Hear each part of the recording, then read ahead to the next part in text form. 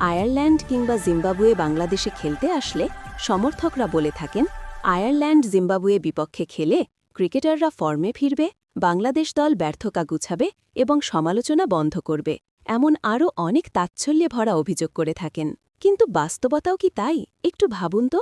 মনে রাখা দরকার, বাংলাদেশ দল আমেরিকার সাথে সিরিজ হারে, আরব আমিরাতের বিপক্ষে সিরিজ হারে, আফগানিস্তানের বিপক্ষেও পিছিয়ে আছে।